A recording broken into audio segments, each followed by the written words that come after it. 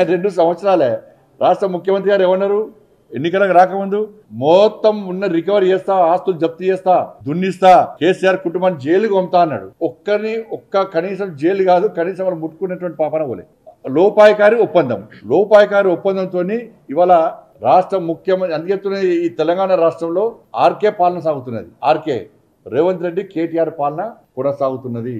అది తప్పించుకోవడానికి మా మీద పెడతారు. అంతా కూడా ఇలా కానీ గింత అవినీతి జరిగిందని చెప్పి ఎన్నికల ముందు ఆరోపణ చేసిన రాష్ట్ర ముఖ్యమంత్రి ఏ ఒక్కదాని చర్య తీసుకోకుండా ఏమంటే గవర్నర్ ఫైల్ పంపడము, గవర్నర్ పెండింగ్ ఉంది, సిబిఐ ఢిల్లీలో పెండింగ్ ఉంది. నీ చేతిలో ఫస్ట్ ఏరాదు. ఇక కేసీఆర్ బీఆర్ఎస్ గవర్నమెంట్ లో అవినీతి ఏం జరగలేదంటే ఒప్పుకుంటారు వీళ్ళని. బండి సంజయ్ గారు, మీరేదో ఈ రాష్ట్రంలో ఆర్కే పాలన నడుస్తుందని, బీఆర్ఎస్ కాంగ్రెస్ ఒకటేనని, ఈ ప్రాసిక్యూషన్లు ఈ కేసులన్నీ నాటకాలేనని మీరేదో చెప్పడానికి ఈరోజు ప్రయత్నం చేస్తున్నారు. నేను ఒకటే అడుగుతున్నా మిమ్మల్ని, ఈ రాష్ట్రంలో మీరు ఆర్కే పాలన నడుస్తుంది, రేవంత్ రెడ్డి కేటీఆర్ పాలన నడుస్తుంది అంటారు.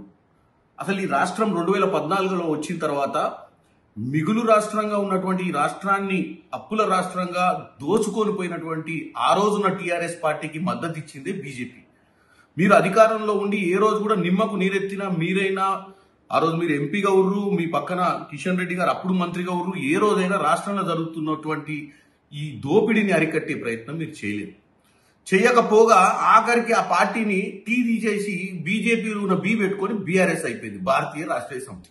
మీరు నడిపిరు 10 సంవత్సరాలు ఈ రాష్ట్రాన్ని దోచుకోనికి 2 పార్టీలు కలిసి సంసారం చేసిన ఈ రాష్ట్రంలో. దోచుకున్నప్పుడు నిమ్మకు నీరెత్తినట్టుకురు. మరి మేము అనుకోవాల్సింది ఏంటి? వాళ్ళు దోచుకున్న దాంట్లో మీకు భాగస్వామ్యం ఇచ్చిరనా?